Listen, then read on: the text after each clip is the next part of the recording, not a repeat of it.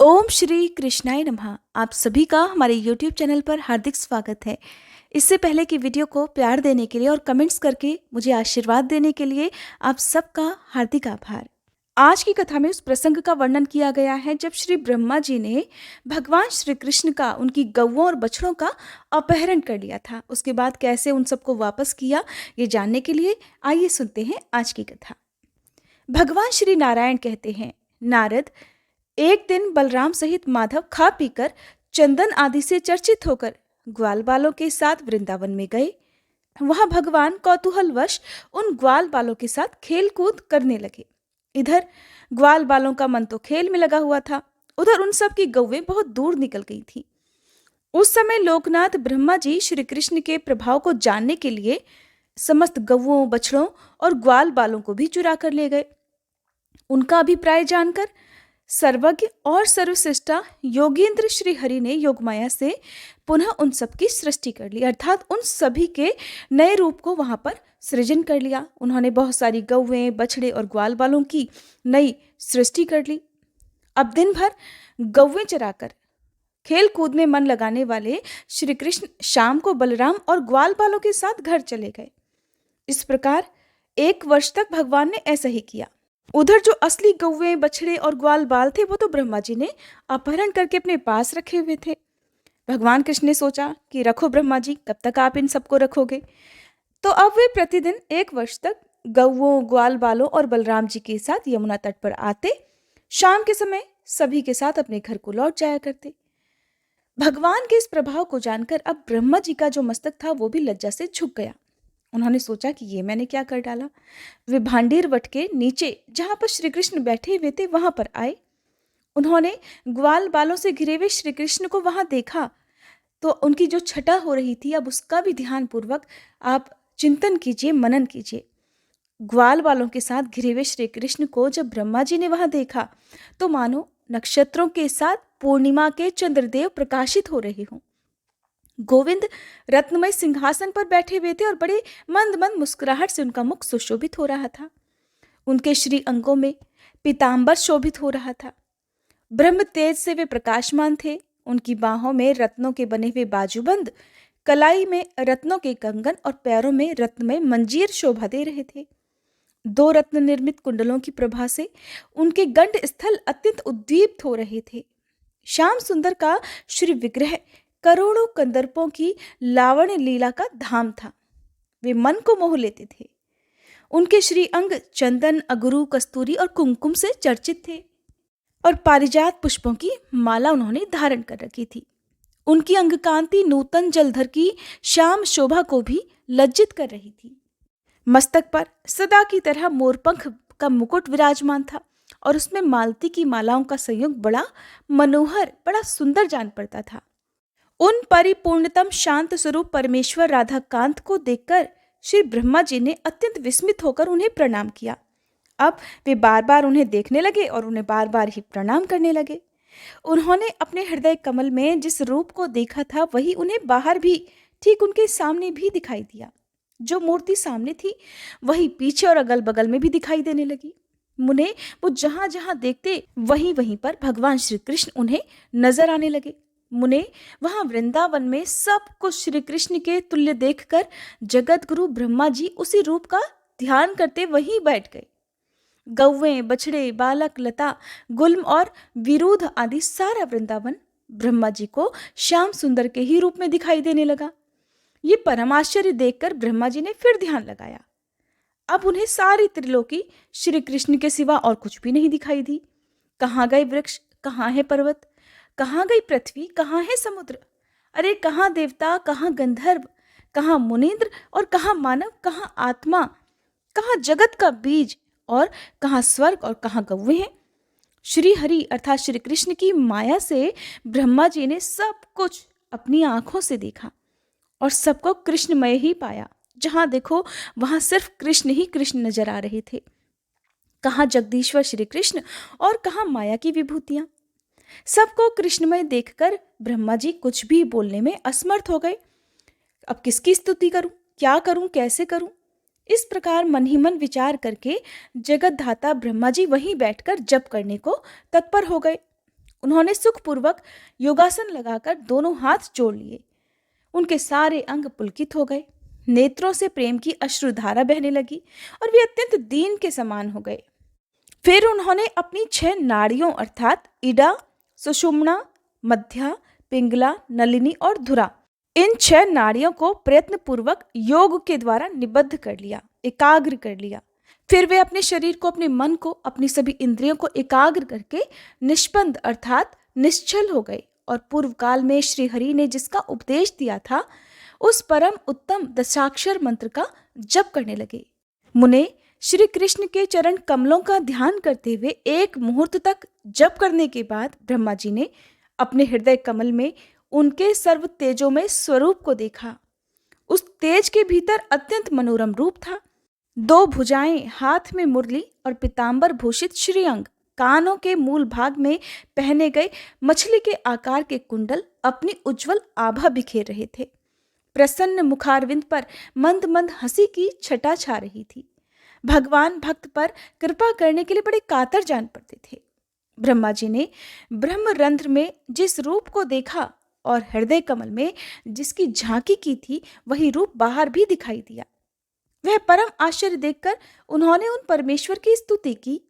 मुने, पूर्व काल में एकार्णव के जल में शयन करने वाले श्री हरि ने ब्रह्मा जी को जिस स्तोत्र का उपदेश दिया था, उसी के द्वारा विधाता ने भक्ति भाव से मस्तक झुकाकर उन परमेश्वर का विधिवत स्तवन किया। ब्रह्मा जी बोले, जो सर्वस्वरूप, सर्वेश्वर, समस्त कारणों के भी कारण और सबके लिए अनिर्वचनीय है, उन कल्याण स्वरूप श्री कृष्ण को मैं नमस्कार करता हूँ, जिनका श्री विग्रह नवीन मेघमाला के समान श्याम और सुंदर है, जो संपूर्ण जीवों में स्थित रहकर भी उनसे लिप्त नहीं होते, जो साक्षी स्वरूप हैं, स्वात्माराम, पूर्ण काम, विश्वव्यापी, विश्व से परे, सर्वस्वरूप, सबके बीज रूप और सनातन है, जो सर्वाधार, सब में विचरने वाले, सर्वशक्ति संपन्न, सभी के गुरु और सर्व मंगल कारण है, संपूर्ण मंत्र जिनके स्वरूप हैं, जो समस्त संपदाओं की प्राप्ति कराने वाले और श्रेष्ठ हैं, जिनमें शक्ति का संयोग और वियोग भी है, उन स्वेच्छामय प्रभु की मैं स्तुति करता हूँ, जो शक्ति के स्वामी, शक्ति के बीज, शक्ति रूपधारी और घोर संसार सागर में शक्तिमयी नौका से युक्त हैं, उन भक्त वत्सल कृपालु कर्णधार को मैं नमस्कार करता हूँ, जो आत्मस्वरूप एकांत में लिप्त, निर्लिप्त, सगुण और निर्गुण ब्रह्म है, उन स्वेच्छा में परमात्मा की मैं स्तुति करता हूँ, जो संपूर्ण इंद्रियों के अधिदेवता, आवास स्थान और सर्वेंद्रिय स्वरूप हैं, उन विराट परमेश्वर को मैं नमस्कार करता हूँ, जो सार से सारतर, द्रव्य, अपूर्व, अनिर्वचनीय, स्वतंत्र और अस्वतंत्र हैं, उन यशोदा नंदन का मैं भजन करता हूँ, जो आसानी से किसी की दृष्टि पथ में नहीं आते, तर्क के अविषय हैं, जो ध्यान से वश में होने वाले नहीं हैं और नित्य विद्यमान हैं, उन योगींद्रों के भी गुरु गोविंद का मैं भजन करता हूँ, जो रास मंडल के मध्य भाग में विराजमान होते हैं, रासोल्लास के लिए सदा उत्सुक रहते हैं और गोपांगनाएं सदा जिनकी सेवा करती हैं, उन राधा वल्लभ को मैं नमस्कार करता हूँ, जो साधु पुरुषों की दृष्टि में सदैव सत और असाधु पुरुषों के मत में सदा ही असत हैं, भगवान शिव जिनकी सेवा करते हैं, उन योग साध्य योगीश्वर श्री हरि को मैं प्रणाम करता हूँ, जो सुख दुख, सुखद दुखद, पुण्य पुण्यदायक, शुभद और शुभ बीज हैं, उन परमेश्वर को मैं प्रणाम करता हूँ। इस प्रकार स्तुति करके ब्रह्मा जी ने गौओं और बालकों को वापस लौटा दिया और पृथ्वी पर दंड की तरह पड़कर रोते हुए भगवान श्री कृष्ण को प्रणाम किया। मुने, फिर जगत श्रेष्ठा ने आंखें खोलकर श्री कृष्ण के दर्शन किए। जो ब्रह्मा जी के द्वारा किए गए इस स्तोत्र का प्रतिदिन भक्ति भाव से पाठ करता है, वह इस लोक में सुख भोगकर अंत में श्री हरि के धाम में जाता है। वहां उसे अनुपम दास सुख और उन परमेश्वर के निकट स्थान प्राप्त हो जाता है। श्री कृष्ण का सानिध्य पाकर वह पार्षद शिरोमणि बन जाता है। भगवान नारायण कहते हैं, उसके बाद जगत विधाता ब्रह्मा जी जब ब्रह्मलोक में चले गए, तब भगवान श्री कृष्ण ग्वाल बालों के साथ अपने घर को गए। उस दिन गौओं, बछड़ों और ग्वाल बालों ने 1 वर्ष के बाद अपने घर पर पदार्पण किया था, अपने घर पर वापस लौट कर आए थे। किंतु श्री कृष्ण की माया से उन सब ने उस 1 वर्ष के अंतर को 1 दिन का ही अंतर समझा। गोप और गोपियां उस समय कुछ भी अनुमान नहीं लगा सकी कि उनके साथ क्या हुआ। पहले के माया रचित अर्थात भगवान कृष्ण ने जिन्हें माया से रचा हुआ था, उन बालकों में और आज के वास्तविक बालकों में उन्हें कोई भी अंतर नहीं जान पड़ा। योगी के लिए क्या तो नया और क्या पुराना, सारा जगत कृत्रिम ही है। इस प्रकार श्री कृष्ण का ये सारा शुभ चरित्र कहा गया। फिर जिस प्रकार श्री कृष्ण ने अपनी माया से उन सभी गौओं, बछड़ों और ग्वाल बालों की रचना की थी, उसी प्रकार उन्हें अदृश्य भी कर दिया, क्योंकि उनकी जगह पर अब वास्तविक गोप बाल, गौवे और बछड़े जो आ गए थे। भगवान नारायण कहते हैं, मुने एक दिन आनंद युक्त नंद ने ब्रिज में इंद्र यज्ञ की तैयारी करके सब और ढिंढोरा पिटवाया। उस समय सबको ये संदेश दिया गया कि जो जो इस नगर में गोप, गोपी, बालक, बालिका, ब्राह्मण, वैश्य और शूद्र निवास करते हैं, वे सब लोग भक्तिपूर्वक दही, दूध, घी, माखन, गुड़ और शहद आदि सामग्री लेकर इंद्रदेव की पूजा करें। इस प्रकार घोषणा करवाकर उन्होंने स्वयं ही प्रसन्नतापूर्वक सुविस्तृत रमणीय स्थान में ध्वजा के लिए बांस गड़वाया। उसमें रेशमी वस्त्र और मनोहर मालाएं लगवाई। चंदन, अगरू, कस्तूरी और कुमकुम के द्रव से उस यष्टि को अर्थात उस जो बांस गड़वाया था ध्वजा के लिए, उसकी पूजा की, उसे चर्चित किया, उसे सजाया गया। नंद जी ने स्नान और नित्य कर्म करके भक्तिभाव से 2 धुले हुए वस्त्र धारण कर लिए और पैर धोकर वे सोने की पीढ़े पर विराजमान हो गए। उस समय नाना प्रकार के पात्रों के साथ ब्राह्मण, पुरोहित, गोप, गोपी, बालक, बालिका उपस्थित हो गए। इसी बीच में वहां नगर निवासी भी बहुत सारा सामान एकत्र करके अनेक प्रकार की भेंट पूजा लिए हुए आ पहुंचे। फिर ब्रह्म तेज से जाज्वल्यमान वेद वेदांगों के पारंगत विद्वान और शांत स्वभाव गर्ग जी, जैमिनी जी, कृष्ण द्वैपायन जी आदि बहुत से मुनिगण अपने शिष्यों के सहित वहां पर पधार गए।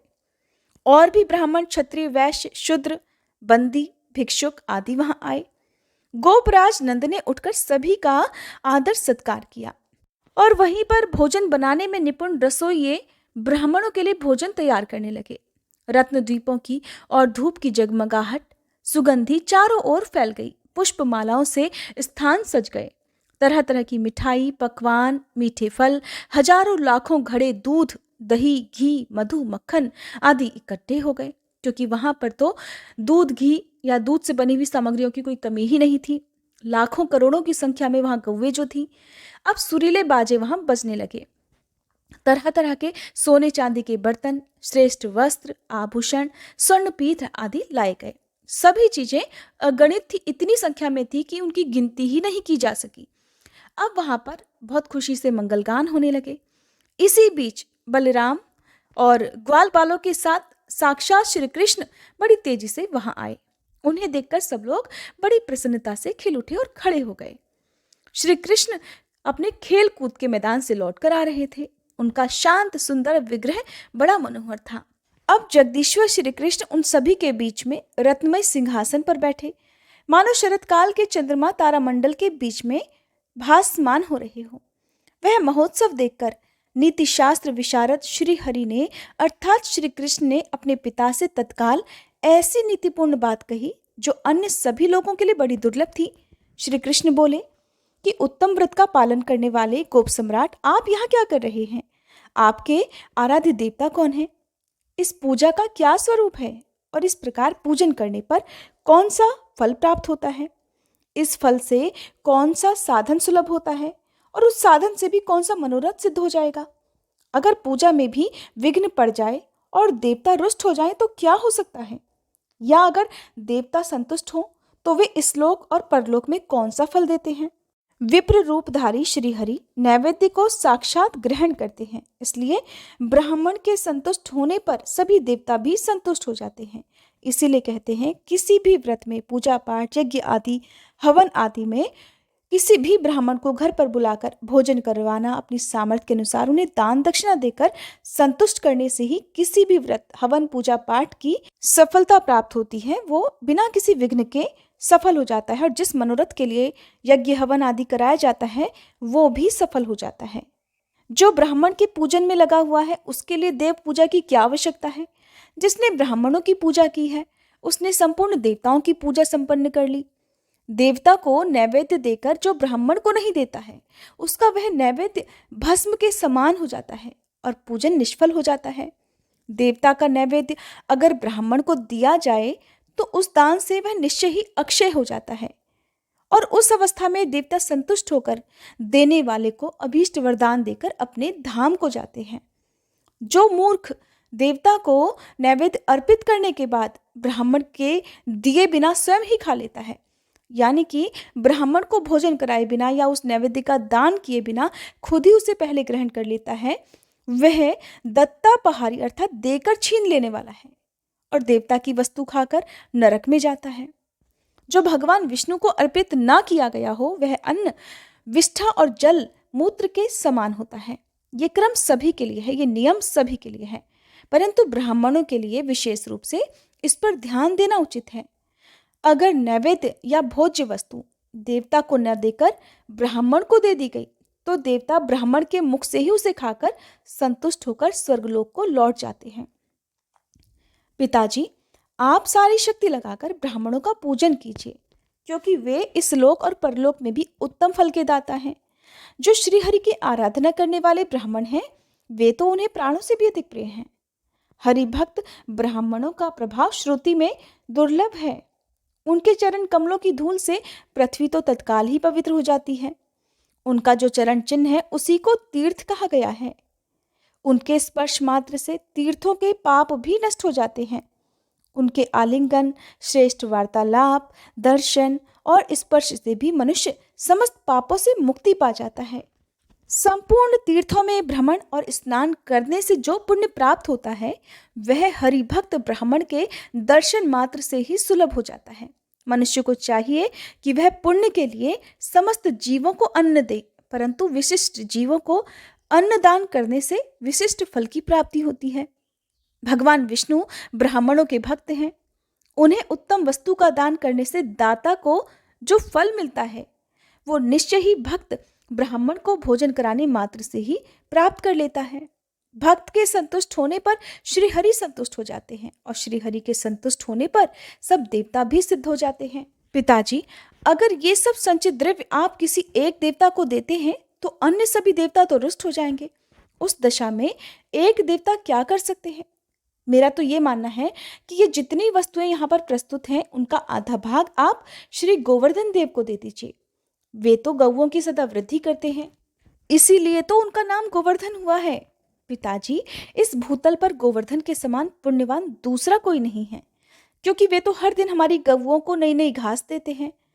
तीर्थ स्थानों में जाकर स्नान दान से जो पुण्य प्राप्त होता है, ब्राह्मणों को भोजन कराने से जिस पुण्य की प्राप्ति होती है, संपूर्ण व्रत उपवास, सब तपस्या, महादान और श्री हरि की आराधना करने पर जो पुण्य सुलभ होता है, संपूर्ण पृथ्वी की परिक्रमा, संपूर्ण वेद वाक्यों के स्वाध्याय और समस्त यज्ञों की दीक्षा ग्रहण करने पर मनुष्य जिस पुण्य को प्राप्त करता है वही पुण्य बुद्धिमान मनुष्य गौओं को घास देकर ही पा लेता है। जो घास चरती हुई गाय को स्वेच्छापूर्वक चरने से रोकता है उसे ब्रह्म हत्या का पाप लगता है और वह प्रायश्चित करने पर ही शुद्ध हो पाता है। पिताजी, सब देवता गौओं के अंगों में, संपूर्ण तीर्थ गौओं के पैरों में और स्वयं लक्ष्मी जी उनके गुह्य स्थानों में सदा वास करती हैं। जो मनुष्य गाय के पद चिन्ह से युक्त मिट्टी द्वारा तिलक करता है उसे तत्काल तीर्थ स्थान का फल मिल जाता है और पग पग पर उसकी विजय होती है। गौएं जहां भी रहती हैं उस स्थान को तीर्थ कहा गया है। वहां प्राणों का त्याग करके मनुष्य तत्काल मुक्त हो जाता है, इसमें कोई संदेह नहीं है। जो नराधम ब्राह्मणों और गौओं के शरीर पर प्रहार करता है, निस्संदेह उसे ब्रह्म हत्या के समान पाप लगता है। जो नारायण के अंशभूत ब्राह्मणों और गौओं का वध करते हैं, वे मनुष्य जब तक चंद्रमा और सूर्य की सत्ता है, अर्थात जब तक सूर्य और चंद्रमा विराजमान है, तब तक के लिए कालसूत्र नामक नरक में जाते हैं। हे नारद, ऐसा कहकर श्री कृष्ण मौन हो गए। तब आनंद युक्त नंद ने मुस्कुराते हुए उनसे कहा कि बेटा, ये तो महात्मा महेंद्र की पूजा है जो पूर्व परंपरा से चली आ रही है, और ये सुवृष्टि का साधन है, और इससे सभी प्रकार के मनोहर शस्यों की उत्पत्ति ही साध्य है। इसीलिए ब्रजवासी लोग बहुत पहले से, कई पीढ़ियों से लगातार महेंद्र की पूजा करते चले आ रहे हैं, और ये महान उत्सव वर्ष के अंत में होता है। विघ्न बाधाओं की निवृत्ति और कल्याण की प्राप्ति ही इसका उद्देश्य है। नंद जी की ये बात सुनकर बलराम सहित श्री कृष्ण जोर जोर से हंसने लगे और बड़ी प्रसन्नता से अपने पिता से इस प्रकार बोले। भगवान श्री कृष्ण ने अपने पिता से जो कुछ भी कहा और उसके बाद जो हुआ उसका वर्णन आप अगले अध्याय में सुनेंगे। उम्मीद करती हूँ ये वीडियो आपको पसंद आई होगी।